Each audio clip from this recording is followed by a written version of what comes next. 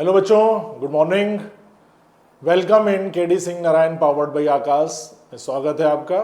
और हम लोग आज डिस्कस कर रहे हैं बायोलॉजी का सेकंड टेस्ट पेपर, और आज हम लोग उस पेपर का बायोलॉजी का डिस्कशन करेंगे। Myself T N Singh और मेरे साथ डॉक्टर मनीष गुप्ता सर। हम लोग बायोलॉजी यहाँ पर क्लासेस ले रहे हैं और इसमें आप लोग बहुत अच्छा करते जा रहे हैं और ये आने वाले टाइम में और इम्प्रूव होता जाएगा। तो ये सेकेंड पेपर है और इस सेकेंड पेपर का आज डिस्कशन शुरू करते हैं, जिसमें पहले क्वेश्चन से बात शुरू की जाएगी। Question number 91। तो पहला आपका 91 क्वेश्चन है, simple permanent living tissue which is made up of thin walled isodiametric. तो देखिए क्वेश्चन से ही क्लियर हो जाता है, आइसोडायमेट्रिक की जहां कहानी आ गई। हम लोग पढ़ते हैं एनसीईआरटी में, जो सेल का सारा डायमीटर सेम है, जिसमें हमारे सिंपल परमानेंट टिश्यू आते हैं आइसोडायमेट्रिक के फॉर्म में, इस तरीके से, जिनकी हर जगह लेंथ सेम है सेल्स की, वो होता है बेटा parenchyma tissue. Simple permanent parenchyma हो जाएगा।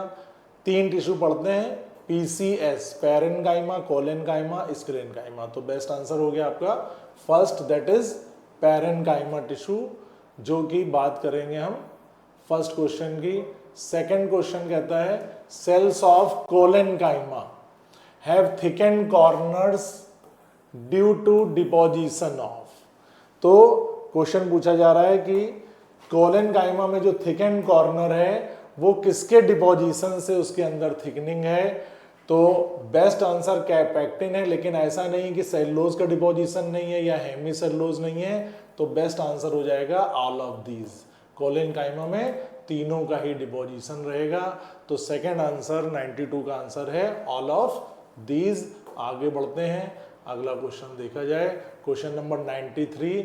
और 93 क्वेश्चन जो है ये बात कर रहा है स्क्लेरेन्काइमा फाइबर्स आर। स्क्लेरेन्काइमस फाइबर्स कैसे हैं? एनसीईआरटी की लाइन टू 9 है, नैरो थिक वॉल्ड। हम लोग जानते हैं इसमें लिग्निन का डिपोजिशन है। स्क्लेरेन्काइमा टिश्यूज डेड होते हैं और इनमें प्रोटोप्लास्ट नहीं है। तो सारे तीनों ही ऑप्शन एलोंगेटेड विद न्यूमरस पिट्स, जिसमें हम 2 कंपोनेंट पढ़ते हैं, इस तरीके से फाइबर्स और इस तरीके से स्क्लेरीड्स, या जिनको कहते हैं स्टोन सेल्स, जिनमें डिपोजिशन रहता है लिग्निन का। और स्क्लेरेन्काइमा का जो बेसिक फंक्शन है वो है फंक्शन प्रोवाइडिंग मैकेनिकल सपोर्ट। कहीं पर भी पूछा जाए मैकेनिकल सपोर्ट टिश्यू प्रोवाइडिंग, तो आप कहेंगे स्क्लेरेन्काइमा।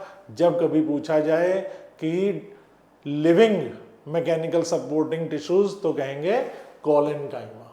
नेक्स्ट क्वेश्चन 94 है, फ्लोएम इन जिम्नोस्पर्म। जिम्नोस्पर्म हो या टेरिडोफाइटा हो, दोनों में ही अगर हम बात करें कि वेस्कुलर बंडल या फ्लोएम जाइलम शब्द कहाँ से शुरू किया गया, तो ये शुरू हुआ बेटा टेरिडोफाइटा से। टेरिडोफाइटा को हम लोग पढ़ते हैं वेस्कुलर क्रिप्टोगैम्स। तो टेरिडोफाइटा, जिम्नोस्पर्म, एंजियोस्पर्म, सबसे मोस्ट डेवलप्ड जो टिश्यूज होंगे, चाहे फ्लोएम हो जाइलम हो, that are found in angiosperm.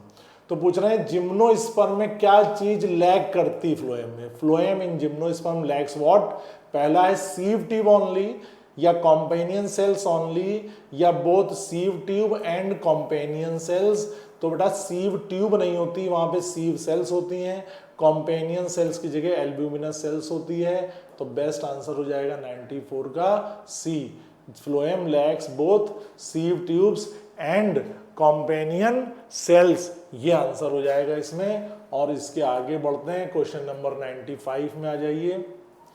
Companion cells are closely associated with. तो कॉम्पेनियन सेल्स क्लोजली किसके साथ एसोसिएटेड हैं? कॉम्पेनियन सेल्स को हिंदी में बोलते हैं सखी कोशिकाएं, फ्रेंडली सेल, सखी सेल। सहेली किसकी हैं? तो ये सहेली हैं आपके सीव एलिमेंट की। देखो फंसाने की कोशिश करी गई, वेसेल एलिमेंट नहीं जानना है आपको, सीव एलिमेंट हम जानते हैं। सीव ट्यूब्स पाए जाते हैं और इन सीव ट्यूब्स के बीच बीच में मौजूद रहते हैं इस तरीके की लिविंग कॉम्पेनियन सेल्स। आगे चल के आपको थोड़ी सी स्टोरी बढ़ाते हैं। सीव ट्यूब और कॉम्पेनियन सेल्स ये फ्रेंडली मानी जाती हैं, लेकिन अब इन दोनों सेल्स को ऑन्टोजेनेटिकली, ऑन्टो का मतलब होता है ओरिजिन, और जेनेटिक के ओरिजिन के हिसाब से sieve cell, sieve tubes and these companion cells of phloem both are sister cells. इन दोनों की जो मदर सेल हैं, जो स्टेम सेल हैं, दैट इज द सेम। ठीक, नेक्स्ट क्वेश्चन आता है ट्राइकोम। ऑप्शन दिया है ट्राइकोम, आप जानते हैं स्टेम में, गार्ड सेल लीफ में पाई जाएंगी। इनसे रिलेटेड कुछ क्वेश्चन देखेंगे। ये क्वेश्चन आपका आता है which of the following is not a feature of phloem parenchyma. Parenchyma का इनमें से कौन सा फीचर नहीं है, ये याद करना है आपको, ये बताना है आपको। तो पहला क्वेश्चन है एब्सेंट इन मोस्ट मोनोकॉटिलिडन, ज्यादातर मोनोकॉट में नहीं पाया जाता है, ये बात ठीक है। Stores resin, latex and mucilages, ठीक है, stores latex, resin, latex and mucilages. Third है प्लाज्मोडेस्माटा कनेक्शन बिटवीन सेल्स, कौन सा इनमें से नहीं है। Cell wall is with non cellulosic material, यही बात गलत है, इसलिए आंसर ये सही है। ये फीचर फ्लोएम का नहीं है, ठीक है, this feature is not of the phloem. Cell wall non cellulosic material की नहीं, सेलुलोजिक मटेरियल की बनी होती है, तो हम इसको सही करेंगे और अपना काम आगे बढ़ाते हुए चलते हैं। क्वेश्चन नंबर 97 कह रहा है कि guard cell are not, guard cell क्या नहीं है। ठीक, तो guard cell modified ground tissue हैं। चलो भाई सोचते हैं। क्लोरोफिलस है, ये बात सही है। With thin outer wall and thick inner wall है, थिक आउटर थिक इनर, बिल्कुल सही बात है। Helpful in transpiration and gaseous exchange, बिल्कुल सही बात है। तो भैया गार्ड सेल आप कहां पढ़ते हैं, गार्ड सेल पढ़ते हैं एपिडर्मिस में, और एपिडर्मिस या epidermal part is the part of dermal tissue system, not of the ground tissue system। तो ये आंसर सही नहीं है, इसमें गार्ड सेल बिलोंग नहीं करती है, that is why are not modified ground tissue, ये modified ground tissue नहीं है। नेक्स्ट आता है क्वेश्चन नंबर 98। 98 भी उसी से जुड़ा हुआ है। सब्सिडरी सेल्स, सब्सिडरी सेल्स का अगर आपको स्ट्रक्चर याद हो, बीचों बीच में गार्ड सेल हैं, गार्ड सेल के आसपास लगी हुई हैं सब्सिडरी सेल्स, और सब्सिडरी सेल्स के ऊपर लगी एपिडर्मल सेल। ये लीफ में एपिडर्मल टिश्यू सेल्स का मॉडिफिकेशन है। तो अगर पूछा जाए कि सब्सिडरी सेल्स एक स्पेशलाइज सेल्स हैं जो किसके एरिया में आएंगे, गार्ड सेल के एरिया में कि स्टोमेटा के एरिया में, तो ये दोनों बातें तो गलत हो गई। विसिनिटी ऑफ गार्ड सेल और विसिनिटी ऑफ स्टोमेटल सेल का मतलब क्या हो गया, ठीक स्टोमेटा के पास कौन सी होगी, ठीक है, ठीक स्टोमेटा के पास कौन सी पाई जा रही होगी, या ठीक जो है गार्ड सेल के पास कौन सी पाई जाएगी। तो आप कहेंगे ये जस्ट टू गार्ड सेल मौजूद होगी, जहां पे गार्ड सेल की विसिनिटी है, एरिया है, वहीं पे रहेगा। तो 98 का आंसर ए हो जाएगा। विसिनिटी ऑफ गार्ड सेल में पढ़ेंगे हम लोग सब्सिडरी सेल्स। 99 आता है ground tissue does not include, ground tissue में किसको इंक्लूड नहीं करते हैं। ठीक, तो ग्राउंड टिश्यू में एपिडर्मिस नहीं आएगा क्योंकि ये किसका है, डर्मल पार्ट है। वेस्कुलर बंडल नहीं आएगा क्योंकि ये किसका पार्ट है, ये पार्ट है वेस्कुलर टिश्यू सिस्टम का। स्क्लेरेन्काइमा, कोलेन्काइमा, पैरेन्काइमा, ये सब ग्राउंड टिश्यू में बनते हैं। तो इनमें से बेस्ट आंसर 99 क्वेश्चन का अगर हम बात करें तो हम किसको लगाएंगे, फर्स्ट और सेकंड, ये दोनों ही ग्राउंड टिश्यू के पार्ट में इंक्लूड नहीं करेंगे। एपिडर्मिस एपिडर्मल टिश्यू सिस्टम है और जाइलम फ्लोएम वेस्कुलर बंडल, तो ये दोनों नहीं है। हाँ, ये तीनों ग्राउंड टिश्यू बनाते हैं, पीसीएस, पैरेन्काइमा, कोलेन्काइमा और sclerenchyma. Question in leaves, the ground tissue consist of thin walled chloroplast containing. ठीक, तो हम लोग क्लोरोप्लास्ट में ग्राउंड टिश्यू कहां पर है, ऊपर नीचे एपिडर्मिस में, बीच में जो मीजोफिल सेल्स हैं यही इसका ग्राउंड टिश्यू सिस्टम बनाती हैं। तो 100 का हो गया आपका कुछ आंसर मीजोफिल, मीजोफिल बनाती हैं ग्राउंड टिश्यू सिस्टम। ठीक, अब आ जाइए 101 नंबर पर, और ये आपका एसर्शन रीजन का क्वेश्चन है। Subsidiary cells are modified epidermal cells. ठीक है, subsidiary cells modified epidermal cells हैं या नहीं है? बिल्कुल सही बात है, एपिडर्मल सेल है, लीफ की एपिडर्मल सेल्स का ही पार्ट है सब्सिडरी सेल्स। ठीक, दूसरा कह रहा है the outer wall of guard cell are thick and inner wall are thin. मेरे ख्याल से दिया है इसमें, फिर से छोटा कर ले इसको, दिखाई दे रहा है?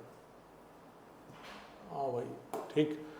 दूसरा कह रहा है आउटर वॉल ऑफ, तो आपको मालूम होना चाहिए गार्ड सेल हम लोग ऐसे बनाते हैं, इसमें जो है बाहर की लेयर थिन की थिक, बाहर की थिन रहेगी, अंदर की थिक रहती है। ठीक, ये थिक रहेगी, बाहर वाली थिन रहेगी, ताकि बाहर में प्रेशर ज्यादा पड़े और ये फैल जाए। तो ये क्या कह रहे हैं, the outer wall of guard cell is thick, नहीं, थिन होगी, इनर वॉल थिन। तो ये आंसर गलत है, मतलब रीजन गलत है बट एसर्शन सही है। If assertion is true but reason is false, तो आंसर हो जाएगा इसका C is the correct answer. ठीक है, the trichomes in the shoot system are usually multicellular. Trichome जो है वो मल्टी सेलुलर होते हैं, बात सही है। रूट हेयर्स यूनिसेलुलर होते हैं। एसर्शन तो दिया, रीजन कहां गया, छपा नहीं है। रीजन आगे लिखा the trichomes help in preventing water loss due to evaporation. ठीक है, तो दोनों बातें सही हैं, लेकिन ये मल्टी सेलुलर है और इससे इसका कोई लेना देना नहीं है। दोनों स्टेटमेंट सही है, बोथ स्टेटमेंट आर ट्रू, लेकिन एक दूसरे को इसका एक्सप्लेनेशन नहीं है कि ट्राइकोन किस वजह से मल्टी सेलुलर है, इसका कोई एक्सप्लेनेशन नहीं है। तो दोनों बातें सही हैं, बी आंसर हो जाएगा इसका। दोनों बातें सही हैं लेकिन एक्सप्लेनेशन सही नहीं है, रीजन सही नहीं है। नेक्स्ट क्वेश्चन आता है, Casparian strip is water impermeable. बिल्कुल सही बात है। कैस्पेरियन स्ट्रिप किसको कहते हैं बेटा? एंडोडर्मिस ऑफ रूट में पढ़ते हैं हम लोग, जहां पर सुबरिन का डिपोजिशन रहता है। सुबरिन डिपोजिशन होती है, जैसे वाटर इम्परमेबल हो जाता है। तो कह रहे हैं कि Casparian strip is formed by the deposition of vaccine material सुबरिन। तो रीजन भी सही है और एसर्शन भी सही है। तो इसमें हम लोग देखेंगे कि क्वेश्चन में जो बातें कही जा रही हैं उसके हिसाब से both are the correct answer, जो आपको हमने एसर्शन में दे दिया। तो इसका आंसर हो जाएगा A, both assertion and reason are true and reason is the correct explanation of assertion. फिर देखिए क्वेश्चन नंबर 104 कह रहा है कि polyarch condition of vascular bundle is present by dicot root. तो डाइकॉट रूट में पॉली आर्क नहीं है, डाइकॉट रूट में जो है वो हेक्स आर्क, मैक्सिमम जो है वो हेक्स आर्क कंडीशन पाई जाती है, पॉली आर्क नहीं पाई जाती है। ठीक है, पॉली आर्क किस में होती है? मोनोकॉट में होती है। तो ये तो बात गलत हो गई। फिर कह रहा है poly arch condition usually more than 6 xylem bundles are present. बात सही है, लेकिन ये गलती हो गया। एसर्शन इज फॉल्ट, बस रीजन इज ट्रू। तो ये बात सही है, रीजन सही है, लेकिन एसर्शन बिल्कुल ब्लंडर मिस्टेक कर रहा है। ठीक है, नेक्स्ट आया था क्वेश्चन नंबर 105 पे।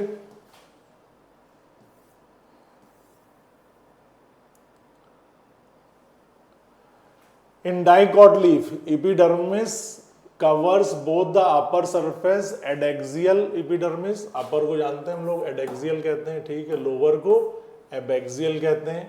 तो assertion दे रहा है कि इसमें जो है वो both अपर और लोअर साइड स्टोमेटा पाए जाते हैं, कवर विद अपर और लोअर सरफेस एपिडर्मिस होती, ठीक है। The adaxial epidermis bear more stomata than the abaxial epidermis.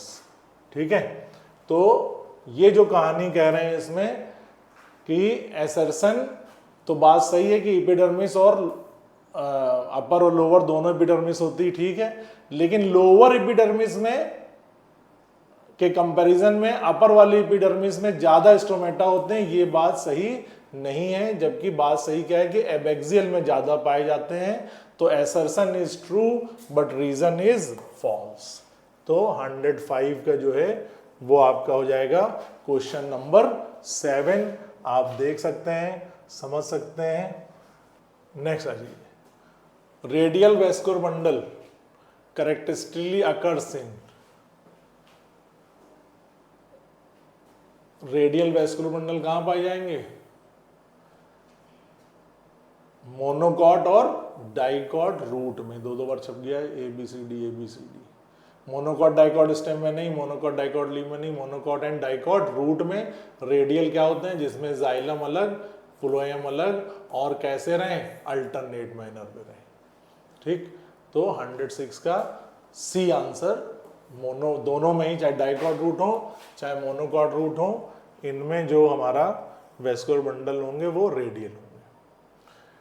Next question है, वेस्कुलर बंडल इन मोनोकॉटिलिडनस। ठीक, मोनोकॉटिलिडन में क्लोज्ड बिकॉज, तो क्लोज्ड का मतलब जहां पे फ्लोएम और जाइलम के बीच में कोई वॉल ना हो, डायरेक्ट फ्लोएम और जाइलम कांटेक्ट में रहें।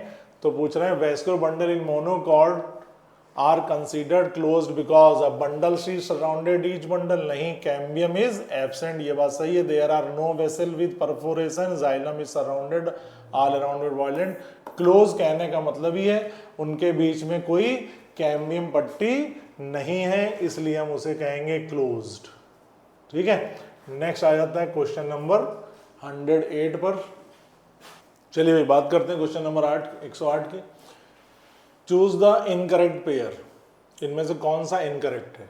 Vascular bundle without cambium close, सही बात है। वेस्कुलर बंडल कैम्बियम नहीं होंगे तो क्लोज कहलाएगा। Vascular bundle with cambium in between xylem and phloem open, ठीक है, कैम्बियम बीच में डाल देंगे तो ओपन हो जाएंगे। Xylem and phloem are arranged in an alternate manner, radial कहलाएंगे। Xylem and phloem are situated at different radius, तो रेडियल ही कहलाते हैं। कंजॉइंट का मतलब जब साथ साथ होंगे, तो यही आंसर इनकरेक्ट है, तो इनकरेक्ट के लिए ऑप्शन नंबर डी हो जाएगा 108 में। आ जाइए क्वेश्चन नंबर 109 कह रहा है कॉर्टेक्स इज द रीजन, ये सारे हम लोग एनाटॉमी के क्वेश्चन कर रहे हैं, anatomy of plant. Cortex in the region found between, cortex को हम कौन से हिस्से में गिनते हैं? तो हम जानते हैं सबसे ऊपर जो एपिडर्मिस है, एपिडर्मिस के बाद हाइपोडर्मिस है, हाइपोडर्मिस के बाद में फिर कॉर्टेक्स आ जाता है। तो कॉर्टेक्स की जो कहानी है वो एपिडर्मिस के ठीक नीचे और स्टील के पहले, स्टील कहां तक है? Cortex is the region of epidermis and stele, pericycle तो स्टील में आ जाएगा, एंडोडर्मिस नहीं हो जाएगा। कॉर्टेक्स हम देखेंगे स्टील से ऊपर वाला हिस्सा, वैसे तो एंडोडर्मिस के ऊपर वाला हिस्सा है, हाँ ठीक है। एपिडर्मिस और स्टील के बीच वाला जो पार्ट है उसको हम कहेंगे कॉर्टेक्स। बहुत बेहतरीन क्वेश्चन, अच्छा क्वेश्चन है ये। कॉर्टेक्स कहाँ से कहाँ देखेंगे? तो एपिडर्मिस से लेकर के स्टील के बीच में, स्टील से पहले तक वाला जो हिस्सा है वो सारा हमारा कॉर्टेक्स हो गया। कैस्पेरियन स्ट्रिप, तो कैस्पेरियन स्ट्रिप जो है वो किसके लिए कहा जाता है? बताया था आपको, कैस्पेरियन स्ट्रिप पाई जाएगी रूट में और इसके अंदर डिपॉजिट होता है सुब्रिन का एंडोडर्मिस के अंदर। नेक्स्ट आ जाइए, मैचिंग का क्वेश्चन है। मैचिंग के बहुत बढ़िया क्वेश्चंस रहते हैं और इनका तरीका ये है कि फटाफट इन्हें सॉल्व करिए, जो सबसे सिंपलेस्ट लगता हो। तो हमें मालूम है बुल्ली फॉर्म सेल कहाँ पर होंगी, कैसी होंगी, इनको आपस में कोरिलेट कर दीजिए। Match the correct option, cuticle is a waxy layer, ये सब लोगों को रटा हुआ है।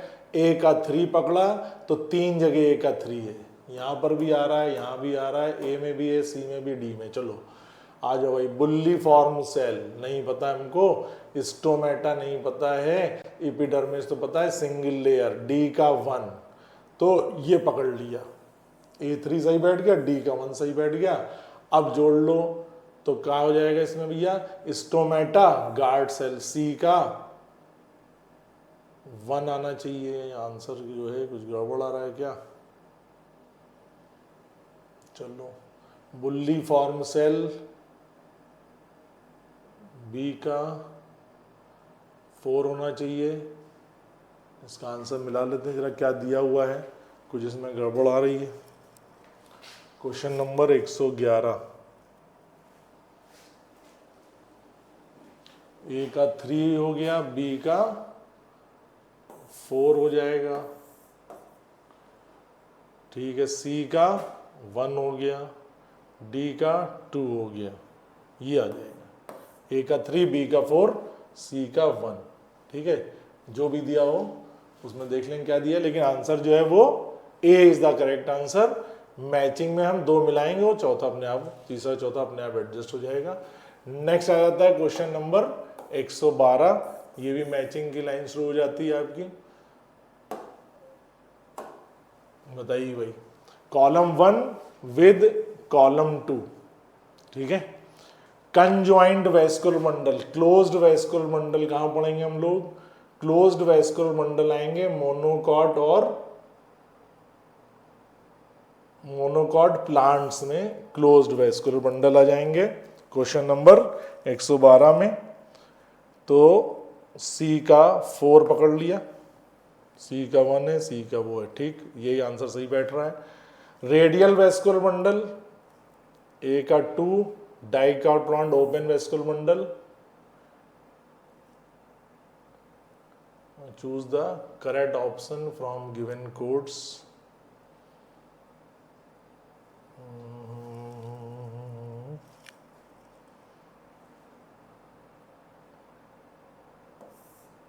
रेडियल वेस्कुलर मंडल बी का 1, ठीक है, क्लोज्ड हो गया और कंजॉइंट हो गया मोनोकॉट और डाइकॉट, ठीक, A2 B1 C4 D3, ये 112 मैच कर जाएंगे। ओपन वेस्कुलर मंडल मालूम है, डाइकॉट प्लांट्स के अंदर रेडियल वेस्कुलर मंडल मोनोकॉट और डाइकॉट में रेडियल रहेंगे, जाइलम फ्लोएम अलग अलग रहेगा।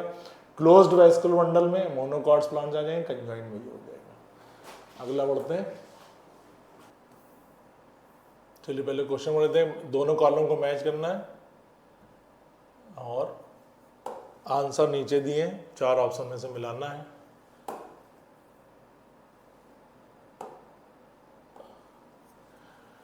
कॉलम 1 कॉलम 2, तो इसमें हम लोग देखेंगे vessels, tracheid, xylem fibre, xylem parenchyma. तो वेसल्स जो हैं, cells are living with thin cellulosic cell wall, नहीं, ट्रैकिड सेल पजेस हाईली, ठीक है, tracheids elongated tube like thick lignified tapering, मालूम है ये कहानी दी हुई किसकी, जाइलम के लिए। जाइलम में 4 कंपोनेंट, ट्रैकिड्स, ट्रैकिया, ट्रैकिया का दूसरा नाम vessel, xylem fibre, xylem parenchyma, तो ट्रैकिड्स हो गया 4 के साथ में, vessels highly thicken wall orbiter central lumen, next I xylem fibre, xylem parenchyma living with in cellulosic, यही एक ही लिविंग कंपोनेंट है, तो डी का 1, डी का 1 चारों में आ रहा है, बी का 4, बी का 4 2 जगह आ रहा है, इसलिए और आगे बढ़ाते हैं, xylem fibre highly thicken will central lumen individual member interconnected through perforation in their cells, तो ये हो जाएगा आपका ए का 3, ए का 3 मैच कर गया, बी का 4, सी का 2 जाइलम फाइबर्स, ठीक है, ऑर्बिटर सेंट्रल ल्यूमेन, सी का 2 और डी का 1 पहले ही जोड़ दिया, तो करेक्ट आंसर हो गया आपका बी। क्वेश्चन नंबर 113 का बी आंसर जोड़ देंगे हम लोग। और ये पूरा जो क्वेश्चन दिया गया है वो बच्चों दिया गया है जाइलम टिश्यू को लेकर। जाइलम में 4 कंपोनेंट हैं जिसमें पैरेन्काइमा, जाइलम पैरेन्काइमा लिविंग है, बाकी तीनों कंपोनेंट डेड है। नेक्स्ट आ जाइए क्वेश्चन नंबर 114 पे।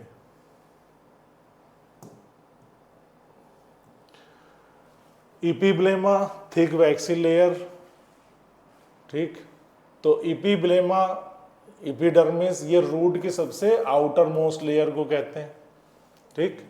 कैस्पेरियन स्ट्रिप आपको बता चुके हैं, सुबरिन के डिपोजिशन से जो एंडोडर्मिस बन रही है, Casparian strip endodermis cuticle thick waxy layer, D का 1, तो ए का हो गया 3, बी का हो गया 4, सी का 2 और डी का 1, ये आंसर हो जाएगा।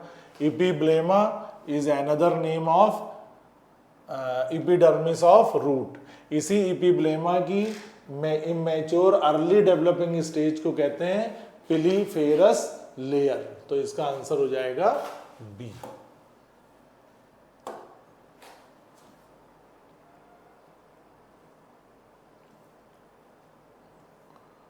Question number 115, match the column, तो कॉलम मैच करने bulliform, guard cell, mesophyll और सब्सिडरी सेल। तो हम लोग जानते हैं बुल्ली फॉर्म सेल या मोटर सेल जो होती हैं ये रोल कर जाती हैं और प्लांट को बताती हैं कि भैया पानी की कमी हो रही है, स्ट्रेस कंडीशन में बुल्ली फॉर्म सेल कर्व हो जाती हैं, ठीक है। गार्ड सेल मालूम है आपको, स्टोमेटा की ओपनिंग और क्लोजिंग में आ जाएंगी। मीजोफिल सेल जो है वही सेल हैं जिनके पास क्लोरोप्लास्ट मौजूद होता है जो प्लांट में सेल्स में फोटोसिंथेसिस करते हैं। तो अब बचे ही कौन, आखिरी बचा सब्सिडरी सेल, तो आंसर हो जाएगा ए का 3, बी का 1, सी का 2, डी का 4। ये आपका हो गया मैचिंग, जिसमें कंसीडर किया गया है पूरा लीफ का हिस्सा लिया गया है। लीफ की एपिडर्मिस में बुल्ली फॉर्म है, आइसोबायलेटरल लीफ में ही स्टोमेटा की गार्ड सेल, लीफ का जो मेन पार्ट है मीजोफिल सेल, और गार्ड सेल के साथ जो लगी हुई है दैट इज सब्सिडरी सेल्स। ये पूरा हमारा हो जाता है आपका लीफ वाला पार्ट। अब आते हैं क्वेश्चन नंबर 116 पे। क्वेश्चन है following table summarise the difference between the monocot and dicot root, and monocot और डाइकॉट रूट में डिफरेंस समराइज करने, identify the incorrect difference and select the correct option. हमें करेक्ट ऑप्शन सेलेक्ट करने हैं, इधर dicot लिखा है, इधर मोनोकॉट लिखा है। तो वेस्कुलर बंडल की बात करें तो पॉली आर्क उल्टा रहेगा, डाई आर्क इसमें आएगा, तो ये तो फ्लिप फ्लॉप करना पड़ेगा तब सही होगा। तो ये बिल्कुल गलत दिया हुआ है, कैम्बियम एब्सेंट नहीं, डाइकॉट में प्रेजेंट होगा, मोनोकॉट में एब्सेंट होगा। ये दोनों ही ऑप्शन गलत हैं, लेकिन हमें सेलेक्ट करना है करेक्ट ऑप्शन। तो पिथ डाइकॉट में पूरी डेवलप, सही बात है, इसमें वेल डेवलप्ड, ये भी सही बात है।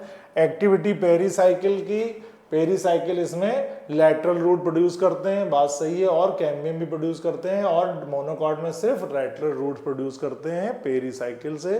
तो ये दोनों स्टेटमेंट सही है, थर्ड और फोर्थ का डिफरेंस सही है। तो हमें इनकरेक्ट को हटाना है और सेलेक्ट करना है। थोड़ा ट्रिकी क्वेश्चन है, लेकिन आपके वो इसकी लैंग्वेज समझ लेनी चाहिए। आंसर हो जाएगा थर्ड और फोर्थ जो डिफरेंसेस दिए हैं वो सही हैं, ठीक। नेक्स्ट आता है हमारा क्वेश्चन नंबर 117। 117 की बात कर लेते हैं। 117 कहता है कि रीड द स्टेटमेंट केयरफुली। इनमें से दोनों स्टेटमेंट को पढ़िए और बताइए क्या बताइए, इनकरेक्ट स्टेटमेंट कौन सा है, इनमें से सही बात कौन सी नहीं है। तो सही बात में, in dicot each stem is composed of 2 dumbbell shaped guard cell.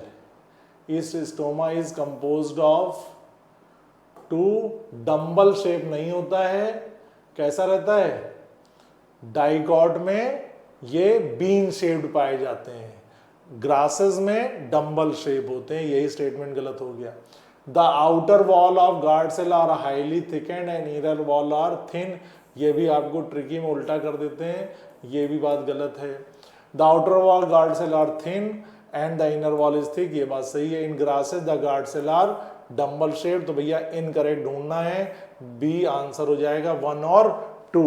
और अगर इसी को इनकरेक्ट पूछते तो थर्ड और फोर्थ इनकरेक्ट हो गए, ये दोनों स्टेटमेंट इनकरेक्ट हैं, और फर्स्ट और टू सॉरी इनकरेक्ट हैं, और थर्ड और फोर्थ जो है ये दोनों स्टेटमेंट करेक्ट हैं। ये हमारा हो गया क्वेश्चन नंबर 117। अब आ जाइए 118 पर। 118 क्या कह रहा है कि mismatch pair out of the following, इन दोनों में से मिसमैच कौन सा है जो बात सही नहीं बैठ रही है। रेडियल वेस्कुलर बंडल में जाइलम और फ्लोएम डिफरेंट रहते हैं, बिल्कुल सही बात है। ओपन वेस्कुलर बंडल में कैम्बियम प्रेजेंट रहेंगे बिटवीन जाइलम फ्लोएम, ये भी सही है। Closed vascular bundle form secondary tissue, क्या क्लोज्ड वेस्कुलर बंडल में सेकेंडरी टिश्यू बनेंगे, चलो देखते हैं। Conjoint vascular bundle xylem phloem on same radius, ये बात सही है, यही बात गलत है। क्लोज्ड हो जाएंगे तो सेकेंडरी टिश्यू कहाँ आएगा, सेकेंडरी ग्रोथ तभी होगी जब कैम्बियम मौजूद होगी, और कैम्बियम मौजूद होगी तो क्लोज नहीं ओपन हो जाएंगे। आगे बढ़ते हैं क्वेश्चन नंबर 119, और 119 में आपको छानना है करेक्ट ऑप्शन। इन सारे ऑप्शन में से, स्टेटमेंट में से आपको करेक्ट ऑप्शन देखना है, कौन सा ऑप्शन सही है। Trichomes are epidermal appendages that belong to epidermal tissue, बिल्कुल सही है। इनक्लोज स्टोमेटा नहीं। Root hair of epidermal cell roots are called trichome, root hair में रूट हेयर कहते हैं, ट्राइकोम रूट हेयर में नहीं आएगा। रूट हेयर प्रमोट्स नहीं, प्रिवेंट करता है ट्रांसमिशन, तो मेरे ख्याल से सिर्फ और सिर्फ एक ही आंसर सही है, only one, that is the epidermal appendages हैं ट्राइकोम, और ये इपिडर्मल टिश्यू को बिलोंग करते हैं। क्वेश्चन नंबर 120 पे आ जाइए। 120 कह रहा है xylem bundle in monocot root is, monocot root का मतलब हो गया कि जहां पर हम बात कर रहे हैं 6 से ज्यादा की, और 6 से ज्यादा जब होंगे तो कंडीशन कौन सी हो जाएगी, पॉली आर्क हो जाएगी, पॉली आर्क। डाइकॉट में मैक्सिमम 6, किसमें, डाइकॉट में। मोनोकॉट में मोर देन 6 जाइलम और फ्लोएम पाए जाएंगे, इसलिए आंसर हो जाएगा इसका पॉली आर्क कंडीशन, क्योंकि पॉली आर्क कंडीशन जो है वो मोर देन 6 की बात करेगा। आ जाइए question number 21। Statement 1, parenchyma cells are thin walled, parenchyma consist of lignified cell wall, ठीक है।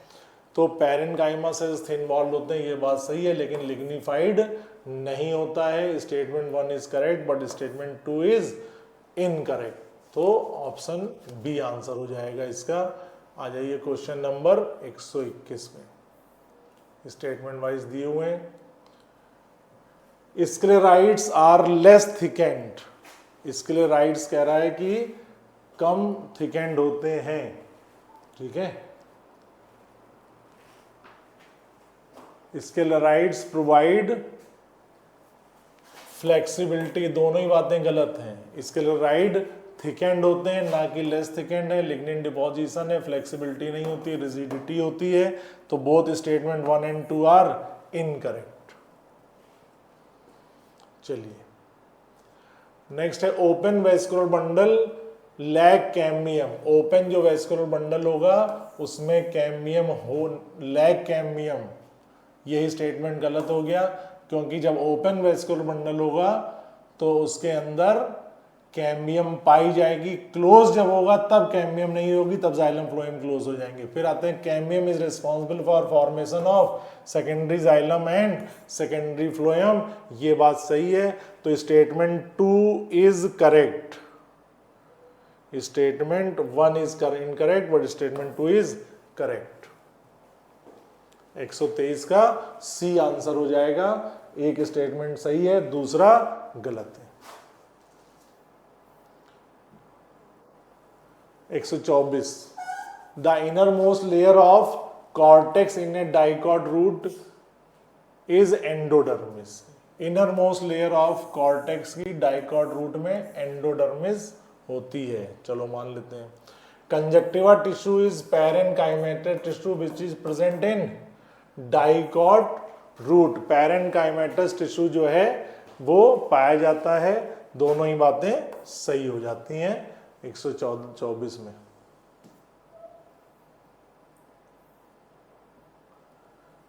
(125) ring arrangement of vascular bundle is a characteristic of dicot root. Ring arrangement of vascular bundle is characteristic of dicot root, ठीक है।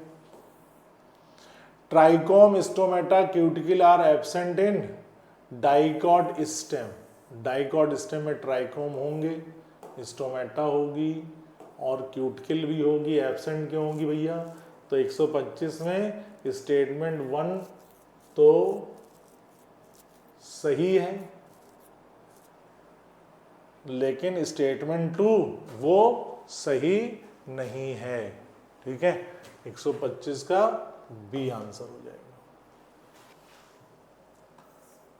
Next आगे बात करते हैं question number 126 की।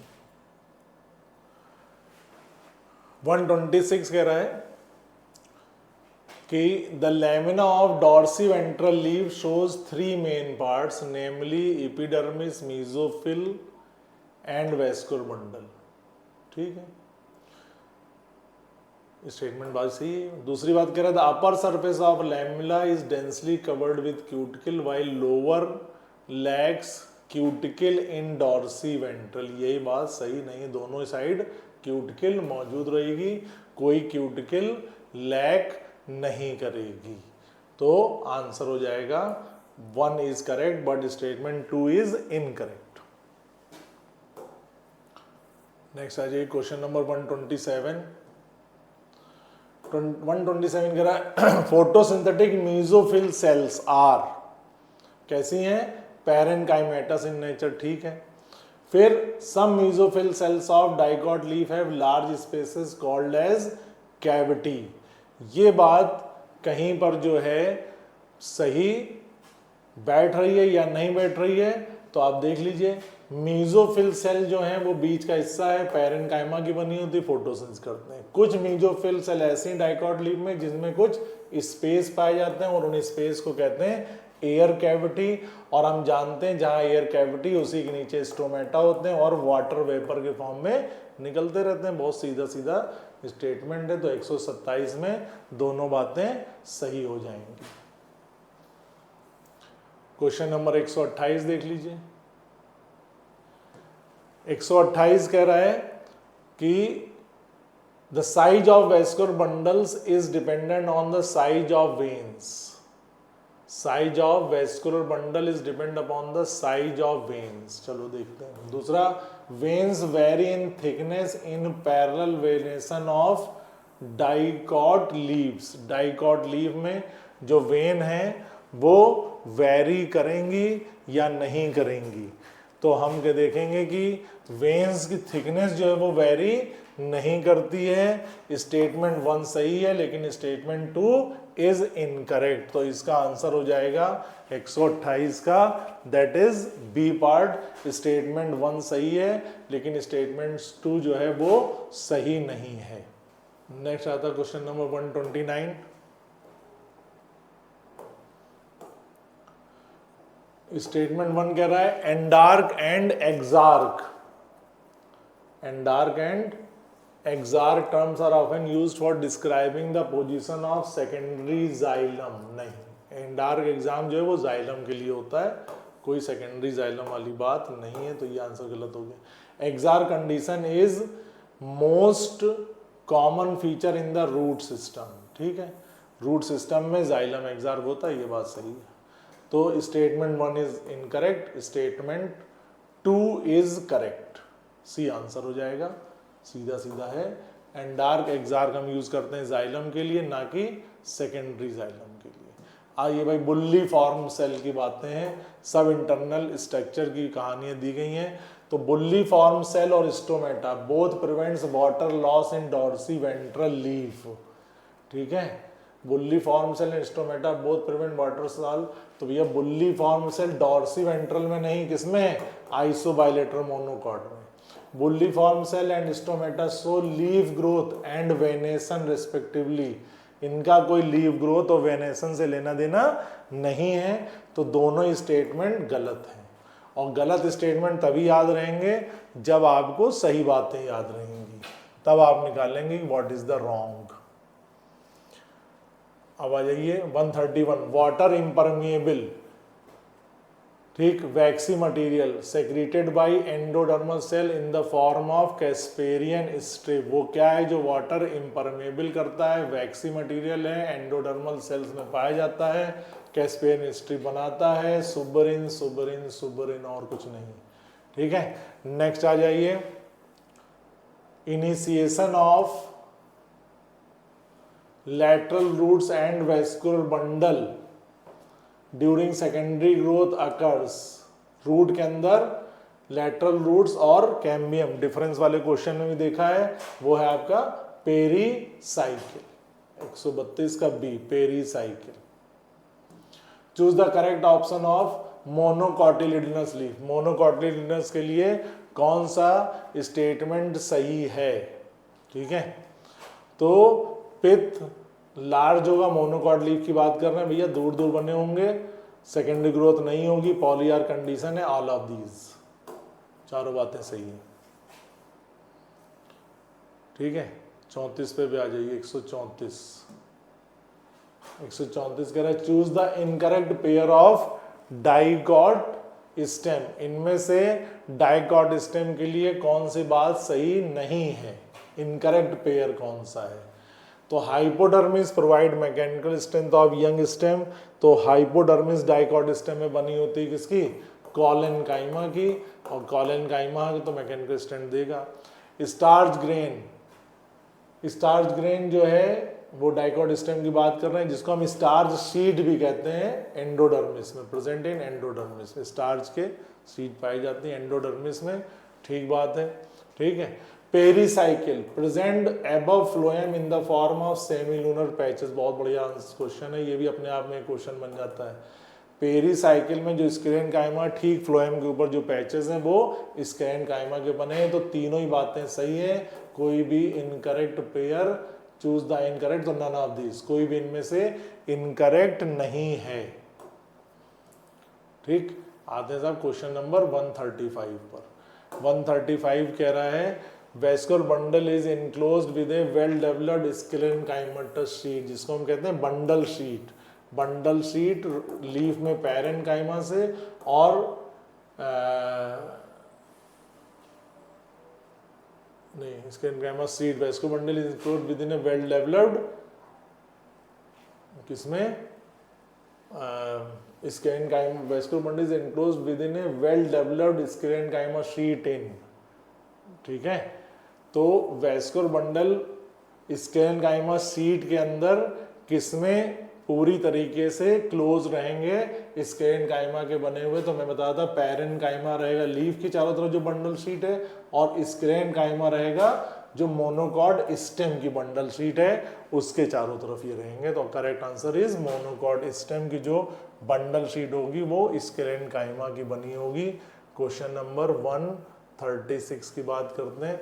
136 कहता है genetic material of prokaryotic cell. अब यहां से हमारे क्वेश्चन शुरू हो जाते हैं सेल वाले, सेल की हम लोग बात करते हैं। तो सेल में जेनेटिक मटेरियल प्रोकैरियोटिक सेल में काहे के बने हुए होंगे, तो प्रोकैरियोटिक सेल में स्मॉल सर्कुलर डीएनए, प्लाज्मिड, सही बात है। It is not well enveloped bye nuclear membrane, ये भी बात सही है। Composed of single circular DNA molecule, ये भी सही बात है। तो सारी बातें सही हैं प्रोकैरियोटिक सेल में, बैक्टीरियल सेल में, ये चारों ऑप्शन सही हैं। नेक्स्ट आता है question number 137। Which are the following nucleic acid is present in organism having 70S ribosome only. इनमें से कौन है जिसमें 70S ribosome, which are the following nucleic acid is present in an organism having 70S ribosomes only. तो हम बात कर रहे हैं किसकी, बात कर रहे हैं प्रोकैरियोटिक सेल की, जिनमें सिर्फ और सिर्फ 70S राइबोसोम पाया जाता है। तो उसमें पूछ रहा है कैसा न्यूक्लिक एसिड पाया जाएगा single stranded DNA with protein coat, double standard circular DNA naked DNA या double stranded DNA enclosed within nuclear membrane नहीं होगा, double standard circular DNA with histone protein नहीं पाई जाएंगी, बेसिक प्रोटीन्स नहीं होती प्रोकैरियोट में, सिंगल स्टैंडर्ड नहीं होगा, डबल स्टैंडर्ड होगा, प्रोटीन कोड जैसे कोई चीज नहीं होगी। बहुत अच्छा क्वेश्चन है, इस पर डबल स्टार लगा लीजिए। Question number 137, answer is B, double standard circular naked DNA, ये हो जाएगा क्वेश्चन नंबर 137 में। 138 की बात करते हैं, ये बहुत बढ़िया क्वेश्चन है।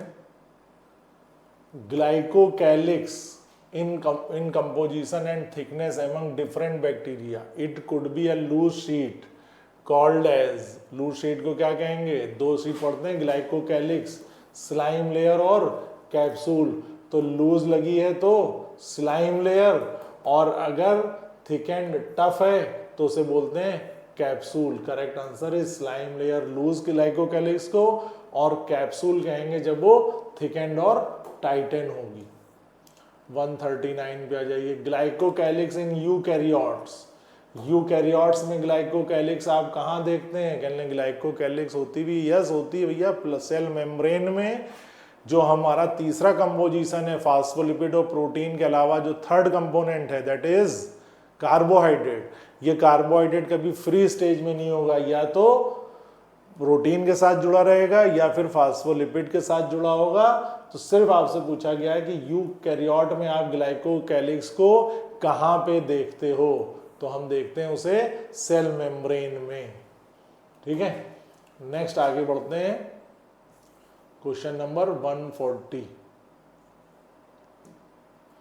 140 कह रहा है, which one of the following is not an inclusion body found in prokaryotes. Prokaryotes में कौन है जो इंक्लूजन बॉडी नहीं है।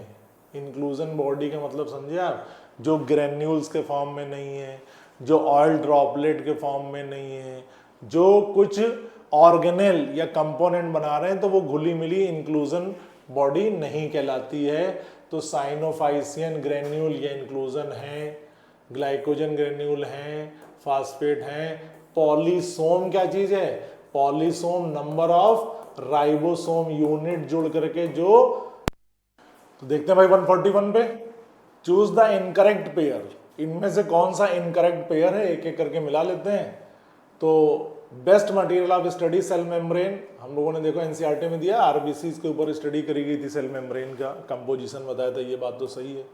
Arrangement of lipid in membrane by layer में होती है। अबेंडेंट लिपिड मेम्ब्रेन, ये भी ठीक है, फास्फोलिपिड फॉर्म में रहेगा। Cell membrane composition, carbohydrate plus lipid only, ये बात सही नहीं है। सिर्फ कार्बोहाइड्रेट लिपिड नहीं भैया, प्रोटीन कहाँ भूल गए, फास्फोलिपिड और प्रोटीन मेन कंपोनेंट है, कार्बोहाइड्रेट भी, लेकिन कार्बोहाइड्रेट और लिपिड नहीं है। तो यही है इनकरेक्ट पेयर, आंसर हो गया डी ऑफ 141।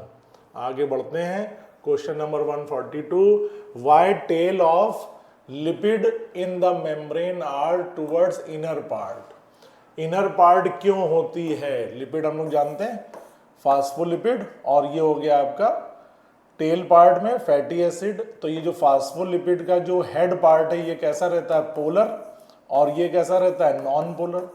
जो नॉन पोलर है वो हाइड्रोफिलिक है, और जो पोलर है वो हाइड्रोफिलिक है, और जो नॉन पोलर है सॉरी वो हाइड्रोफोबिक है।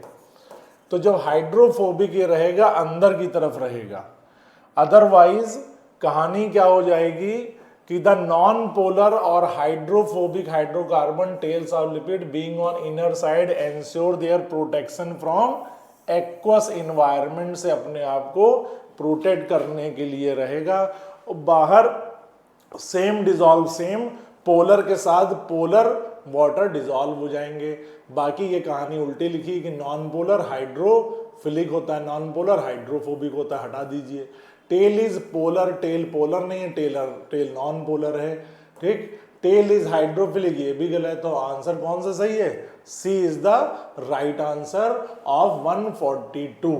नेक्स्ट क्वेश्चन आता है 143 और 143 पे बात करते हैं कि सिंगर और निकोलसन ने बात करी थी कि सेल मेम्ब्रेन कैसी है। तो एनसीईआरटी में लिखा हुआ कॉसी फ्लूइड, और quasi fluidity semi fluidity is caused by, इसी से जुड़ा हुआ क्वेश्चन होता है क्योंकि हम लोग जानते हैं दो मेन कंपोनेंट हैं सेल मेम्ब्रेन में, फास्फोलिपिड और प्रोटीन। तो प्रोटीन और फास्फोलिपिड में जो फोस्फोलिपिड है that is the main causing part of quasi fluid, और मोज़ेक पार्ट जो है वो है प्रोटीन के इरेगुलर साइज के पार्टिकल्स ये रहेंगे। तो इसका आंसर हो जाएगा क्वासी फ्लूइड। सेल मेम्ब्रेन ना सॉलिड है ना फ्लूइड है ना सॉलिडिफाइड शीट है, it is a quasi fluid.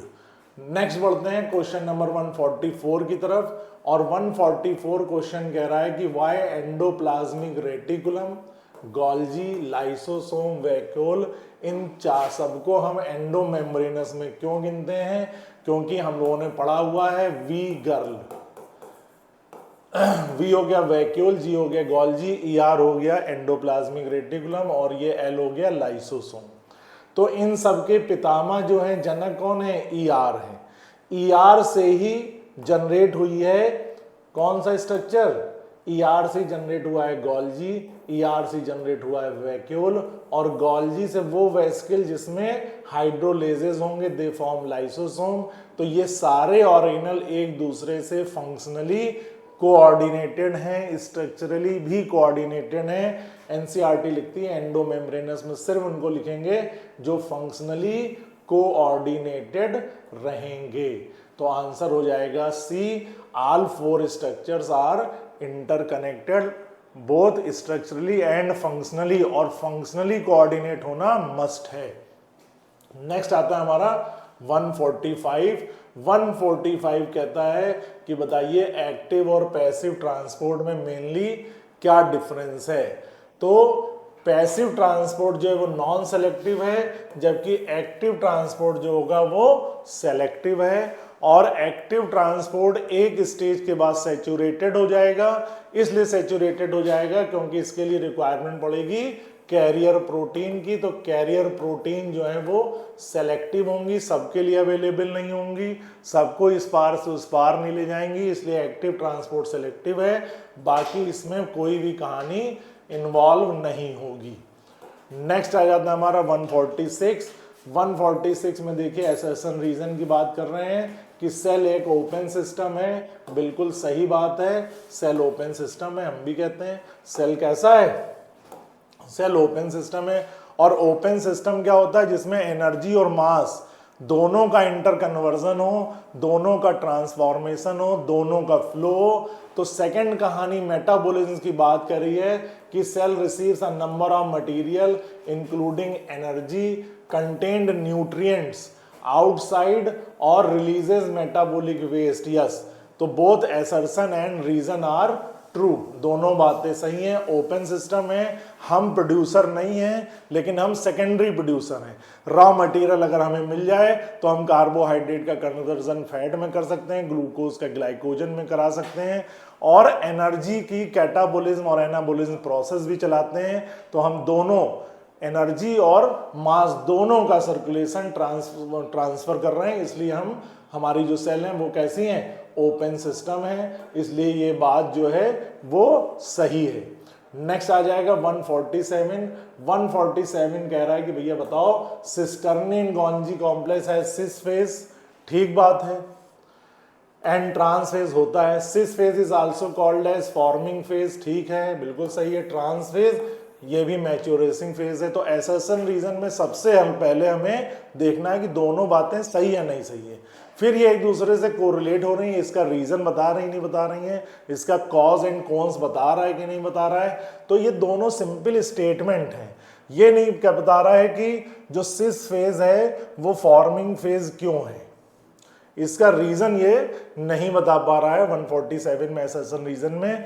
तो ये यहाँ पे पता चलता है कि दोनों ट्रू हैं लेकिन रीजन जो है वो सही एक्सप्लेन नहीं कर पा रहा है। इसका आंसर हो जाएगा बी। और आगे बढ़ते हैं 148 पर, ये भी असर्शन रीजन का क्वेश्चन है। माइटोकॉन्ड्रिया और क्लोरोप्लास्ट दोनों सेमी ऑटोनॉमस ऑर्गेनेल हैं, कोई शक नहीं है, बिल्कुल सही बात है।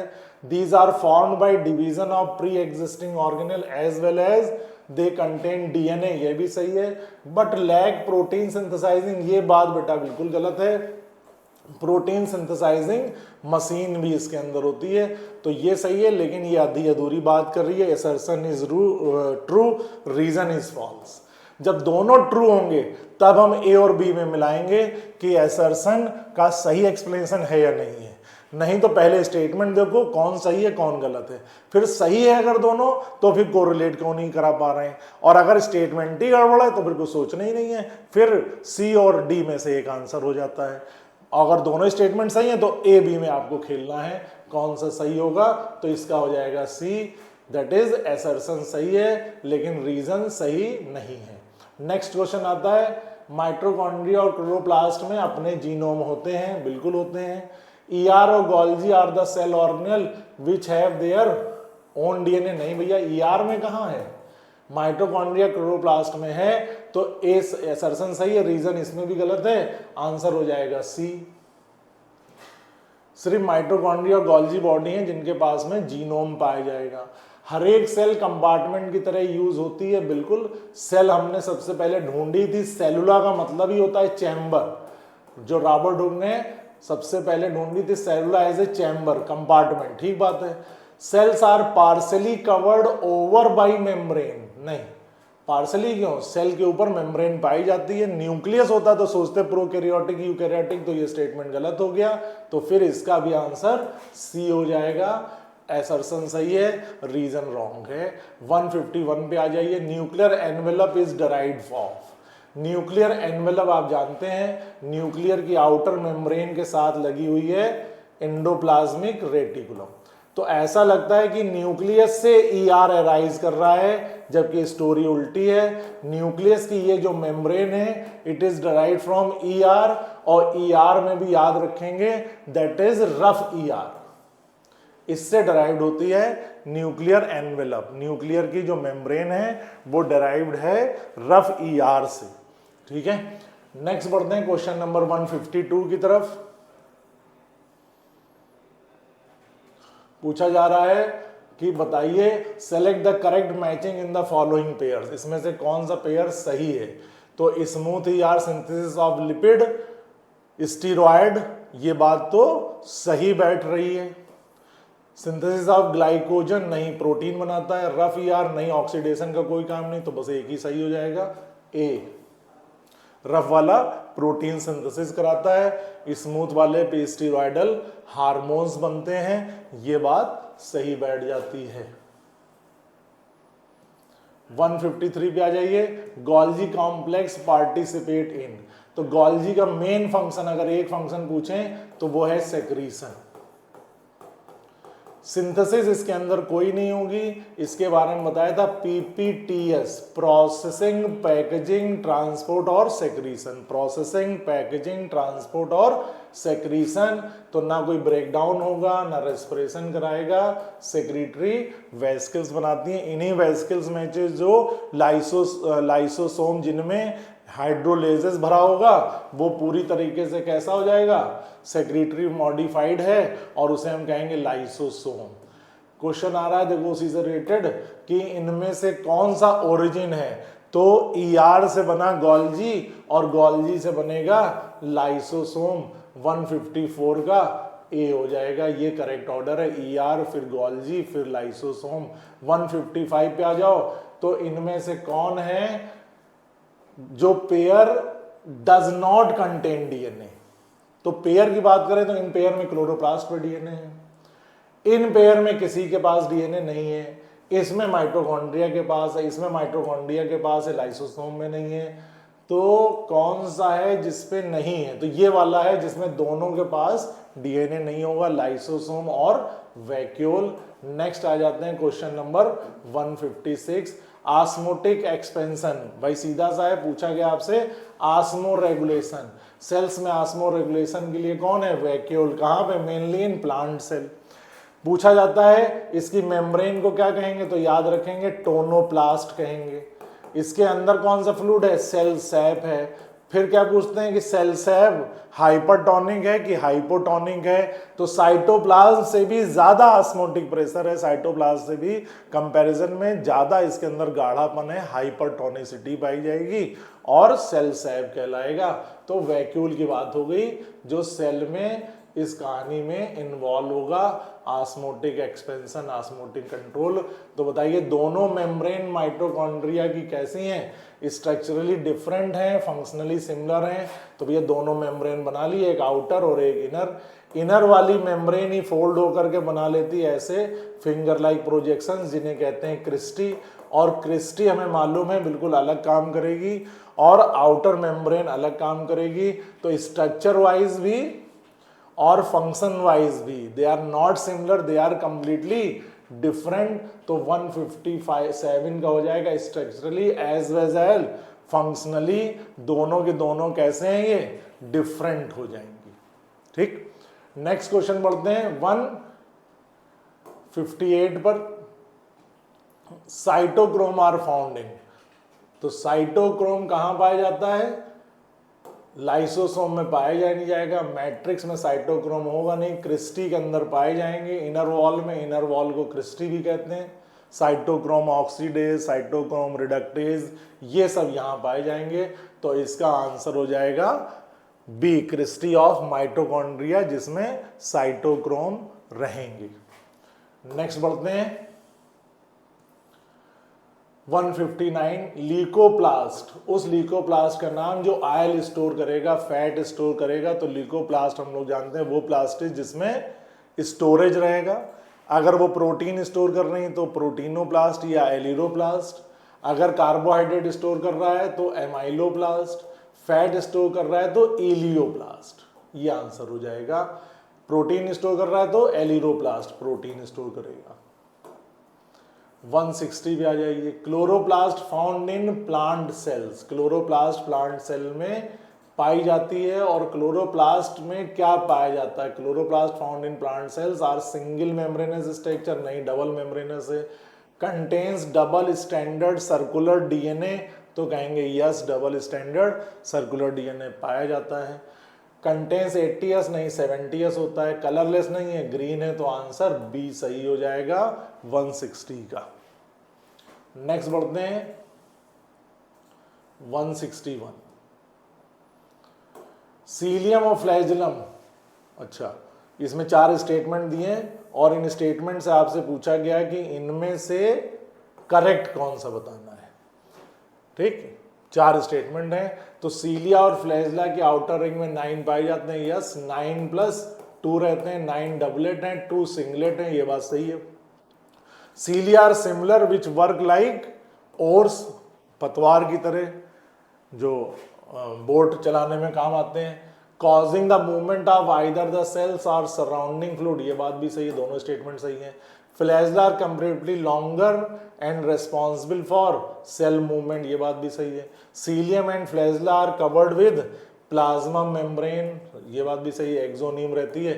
तो इनमें से कौन सा स्टेटमेंट सही है? तो भैया चारों ही सही हैं। तो 1, 2, 3 एंड 4, 161 का बी सही हो जाएगा। चारों स्टेटमेंट आपके ये सही पाए गए। और इसके बाद बढ़ते हैं 162 पे। 162 बात कर रहा है कंसीडर द फॉलोइंग स्टेटमेंट्स। इनमें से आपको स्टेटमेंट पढ़ने हैं और स्टेटमेंट पढ़ने के बाद बताना है कि कौन सा करेक्ट है। ठीक है, तो जो करेक्ट हो उसको टिक करते रहेंगे, जो करेक्ट नहीं है उसे हटा देंगे। Inclusive body in prokaryote cell are bound by single membrane, ये बात सही नहीं है।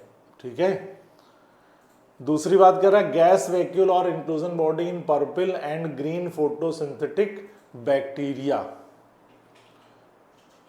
ठीक है, ये बात सही आती। गैस वैक्यूल हम लोग पढ़ते हैं प्रोकैरियोटिक सेल में। ग्रीन सल्फर भी क्या है? ये भी बैक्टीरिया है, ये बात सही है। फर्स्ट गलत है, तो करेक्ट ऑप्शन देखना है आपने, सॉरी। तो 1 इज ट्रू, नहीं 1 गलत है, 1 is false, second is true, ये हो जाएगा।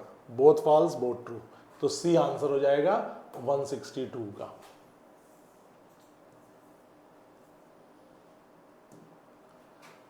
वन 163 कह रहा है कंसीडर द फॉलोइंग स्टेटमेंट। इसमें भी वही चूज करना है कि कौन सा स्टेटमेंट सही है, कौन सा स्टेटमेंट सही नहीं है।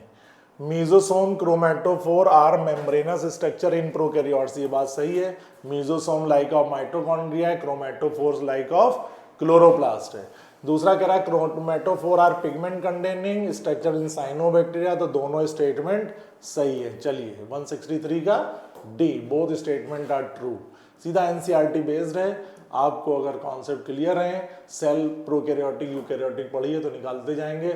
फिर वैसे ही क्वेश्चन, इनमें से करेक्ट ऑप्शन चुनिए, दोनों में कौन सी बात सही कही जा रही है, कौन सी बात सही नहीं है।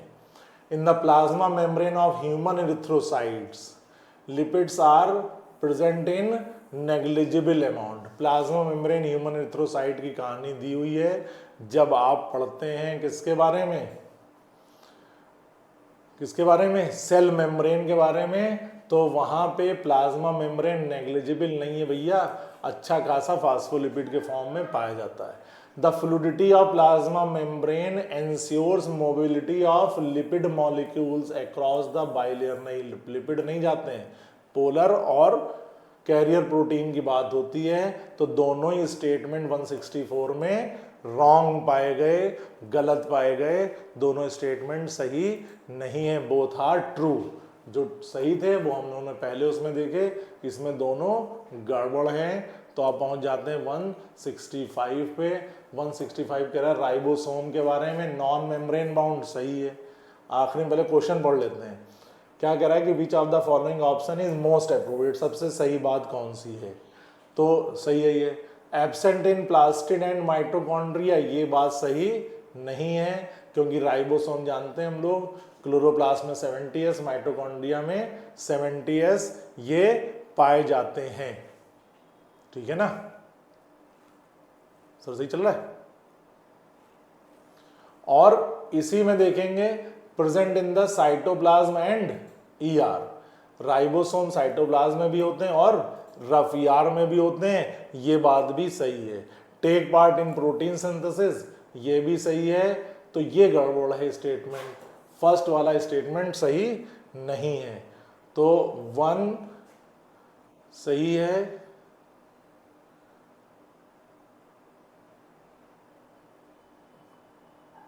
2 सही है। Tick the following option is most appropriate. Most appropriate, अच्छा ऑप्शन तो सारे दिख नहीं रहे, थोड़ा बढ़ाते हैं। सेकेंड गड़बड़ है, तो 1, 3 और 4, डी है तो आंसर 65 का डी हो जाएगा। ये तो टिक किया हम लोगों ने, फर्स्ट सही है, थर्ड सही है, फोर्थ सही है, फर्स्ट सही है, थर्ड सही, फोर्थ सही, ये करेक्ट है। आर करेक्ट, आर कर देंगे इसको। ये हो गया हमारा 165। अब आ जाइए 166 पे। हाइपोडर्मिस इन डाइकॉट स्टेम, डाइकॉट स्टेम की हाइपोडर्मिस बनी होती है कोलेनकाइमा की, और मोनोकॉट की हाइपोडर्मिस बनी होती है स्क्लेरेनकाइमा की, मोनोकॉट स्टेम में। 167 पे आइए। कंसीडर द फॉलोइंग फीचर, देख लेते हैं भाई फॉलोइंग फीचर क्या क्या दिए हुए हैं 167 में। फॉलोइंग फीचर दिए हुए हैं, double membrane bound organelle contain 70s, क्या पूछा जा रहा है, इनमें से करेक्ट ऑप्शन ऑफ ऑर्गेनेल ढूंढिए, ग्रुप बनाइए जिसमें ऊपर के सारे करेक्टर पाए जाते हो। 3 करेक्टर की बात कर ली है, double membranous, 70s ribosome, small circular DNA. तो कौन ऐसा ऑर्गेनेल होगा जिसमें ये सारी चीजें पाई जा रही होंगी। सेंट्रोसोम यहाँ कट जाएगा, न्यूक्लियस यहाँ कट जाएगा, ये सही बैठ जाएगा, सी हो जाएगा 167 का सी, जिसमें तीनों चीजें, डबल मेम्ब्रेनस भी है, 70s राइबोसोम पाया जा रहा है, स्मॉल सर्कुलर डीएनए पाया जा रहा है। और आगे बढ़ते हैं 168 पर। 168 कह रहा है the following statement and choose the option, थोड़ा सा ऊपर बढ़ा लेते हैं इसको। क्या कह रहा है भाई, following choose the containing the correct statement, correct statement ढूंढने इसमें से कौन कौन से करेक्ट स्टेटमेंट हैं। तो करेक्ट स्टेटमेंट की बात करते हैं, तो पहला पढ़ा हमने, endo membrane system include plasma membrane, ER, Golgi complex, lysosome and vacuole. तो वी गर्ल में हम लोगों ने पढ़ा था कि वी गर्ल के अंदर हम लोग जो है वो 4 कंपोनेंट लेते हैं। कितने लेते हैं? 4 लेते हैं। और 4 में जो है वो हमारा मेम्ब्रेनस के अंदर ये आ रहे हैं। दूसरा पढ़ते हैं, ER helps in transport of substances, synthesis of protein, lipoprotein और ग्लाइकोजन। चलो देखते हैं। Ribosomes are involved in protein synthesis, 100% सही है। Mitochondria helps in oxidative phosphorylation and generation of, ये भी 100% सही है। ठीक है, तो इसमें लगभग जो है वो दिखाई दे रहा है कि यहाँ पर जो स्टेटमेंट है 168 में, एक सेकेंड, वो चारों के चारों ही सही लग रहे हैं। वी गर्ल है लेकिन एंडोमेम्ब्रेन सिस्टम में प्लाज्मा मेम्ब्रेन को भी इंक्लूड करेंगे, क्योंकि सारी कहानी एक में मुझे डाउट चल रहा है, नहीं ये इसको भी हम लोग कंसीडर कर लेंगे। तो फर्स्ट, सेकंड, थर्ड और फोर्थ चारों ही स्टेटमेंट हमारे वो सही हो जाते हैं। ठीक है, 1 2 3 4 कोई भी इसमें रॉन्ग नहीं है। मोस्ट अप्रोप्रिएट में ये हो गया। नेक्स्ट आ जाती कहानी मीजोसोम की, फिर से पूछ ली गई है। Mesosome are infolding of cell membrane. Mesosome cell membrane की इनफोल्डिंग है। ठीक है, which help in cell wall formation, DNA replication and respiration. Question पहले पढ़ लें। मोस्ट अप्रोप्रिएट, मीजोसोम जो है वो कैसा स्ट्रक्चर है कि सेल वॉल फॉर्मेशन में काम आ रहा है। सेल मेम्ब्रेन है, cell wall formation, D replication और रेस्पिरेशन। ठीक है, क्योंकि माइटोकॉन्ड्रिया की तरह काम आ रहा है, तो ये थोड़ा सा डाउट लग रहा है। चलो आगे देखते हैं। Increase the surface area plasma membrane, ये बात सही है। नंबर 3 है are present in both prokaryote, नहीं, यूकैरियोट के अंदर ये नहीं पाया जाता है। तो फर्स्ट और सेकंड ऑप्शन जो होंगे वो इसमें सही माने जाएंगे कि ये सेल मेम्ब्रेन वॉल फॉर्मेशन में काम आएगा, रेस्पिरेशन कराएगा, ऑक्सीडेशन कराएगा प्रोकैरियोट्स के केस में, लेकिन थर्ड ऑप्शन सही नहीं पाया जा रहा है। Which of the following statement depict the function of cell wall, इनमें से कौन है जो सेल वॉल के फंक्शन को बताता है। सेल से प्रोवाइड करती, बिल्कुल सही है। प्रोटेक्शन करती मैकेनिकल डैमेज से। Help in cell interaction, cell to cell मालूम है, कनेक्शन रहेगा, पोरस रहती हैं, ये भी सही है। Provides barrier to undesirable macromolecules, ठीक है। इम्बाइब वाटर, इम्बिबिशन जानते हैं ना, सेल वॉल के अंदर ही हो जाता है। जब भी रूट के साथ वाटर इंटर करेगा तो पहले रूट हेयर पर क्या होगा, उसकी सेल वॉल पे इम्बिबिशन होगा। क्या होगा? इम्बिबिशन। और सारा फ्लो मेम्ब्रेनस चलता है, सेल वॉल के ऊपर आता है, ज्यादातर एंडोडर्मिस को छोड़ के, जहां पे सुब्रिन का डिपोजिशन है, जहां पर कैस्पेरिन स्ट्रिप बन रही है। तो इस हिसाब से 1 2 3 4 सारे के सारे कैसे हैं, डिपिक्ट सेल वॉल के फंक्शन को बता रहे हैं। तो ये सारे के सारे सही हैं। ठीक है, आगे बढ़िए। 171 पे आखिरी के 10 क्वेश्चन है, इसको फटाफट कंप्लीट करते हैं और अगले टेस्ट की आप पूरी तरह से तैयारी कर लीजिए, जो कमिंग संडे को होगा 5 तारीख को। उसमें हम लोग बायोमॉलिक्यूल्स और साथ ही साथ कंसीडर करेंगे सेल साइकिल और सेल डिवीज़न के टॉपिक। बहुत इंपॉर्टेंट हैं, बहुत कॉन्सेप्चुअल बातें हैं। हर साल लेप्टोटीन, जाइगोटीन, डिप्लोटीन से क्वेश्चन आने ही आने रहते हैं। तो please don't waste your time, focus on your studies, revise करिए, तैयार करिए। लास्ट 10 क्वेश्चन देखते हैं। 171, चूज द इनकरेक्ट पेयर, इनमें से कौन सा पेयर सही नहीं है। तो पेयर सही भैया, स्ट्रोमा लैमली सही है, इंटरकनेक्ट करता है। थिलक्वाइड सिंगुलर यूनिट है ग्रेना की, बिल्कुल सही है। स्ट्रोमा ऑफ क्लोरोप्लास्ट में डबल सर्कुलर डीएनए होता है। स्ट्रोमा यानी स्ट्रोमा ऑफ क्लोरोप्लास्ट के अंदर जो मैट्रिक्स है। राइबोसोम ऑफ क्लोरोप्लास्ट में 80S नहीं होता है, 70S राइबोसोम पाया जाता है। इस कॉन्सेप्ट को दिमाग में रखिएगा। ER पे 80S पाया जाएगा, साइटोप्लाज्म में 80S होगा, लेकिन जो पेयरिंग रहेगी वो क्लोरोप्लास्ट माइटोकॉन्ड्रिया में 70s की रहेगी। यही इनकरेक्ट पेयर है, राइबोसोम एंड क्लोरोप्लास्ट 80s नहीं होंगे। ठीक है, बात करते हैं 72, the solid linear cytoskeleton. Solid linear cytoskeleton element having tubulin protein single type of monomer are known as. Single type, बहुत बढ़िया क्वेश्चन है कि ये जो ट्यूबुलिन प्रोटीन है, ट्यूबुलिन प्रोटीन जुड़ के ये जो फाइबर्स बनाती है, इन फाइबर्स को माइक्रोट्यूब्यूल कई बच्चों ने टिक लगाया है, लेकिन वो माइक्रोट्यूब्यूल नहीं है, माइक्रोफिलामेंट है, या उसको प्रोटोफिलामेंट भी कहते हैं। क्या कहते हैं? प्रोटोफिलामेंट।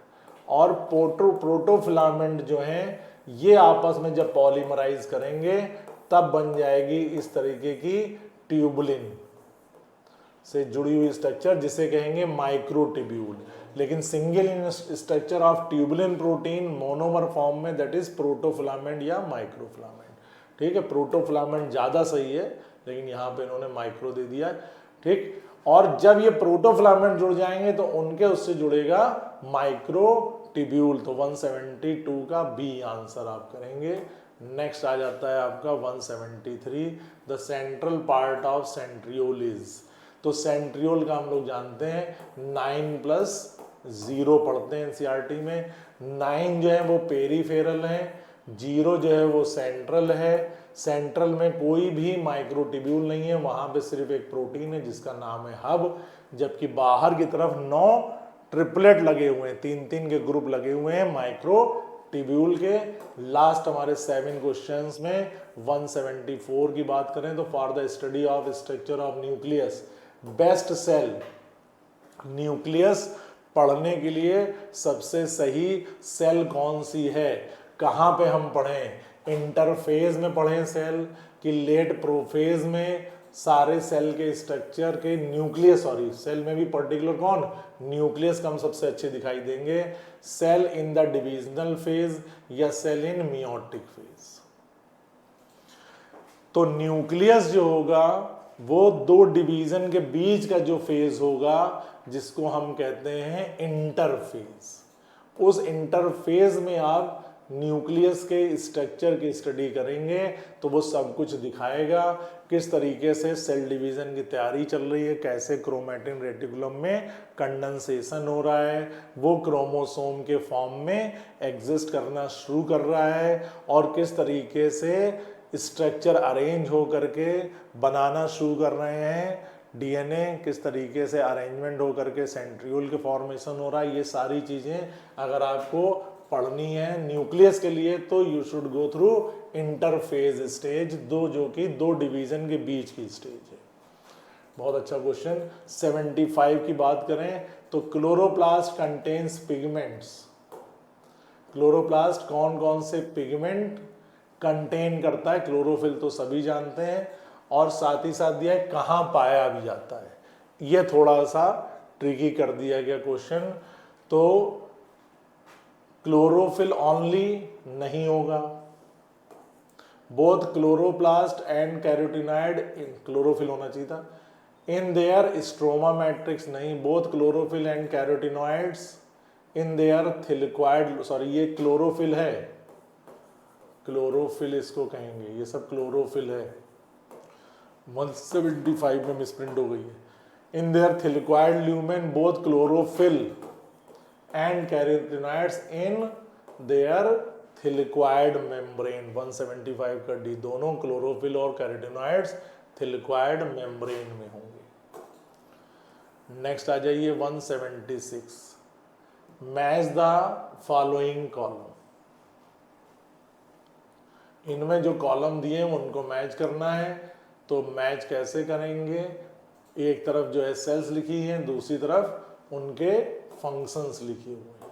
ठीक, ये यहाँ ऑप्शन आ नहीं रहे थे, थोड़ा सा ऊपर हमने इसको बढ़ा दिया है।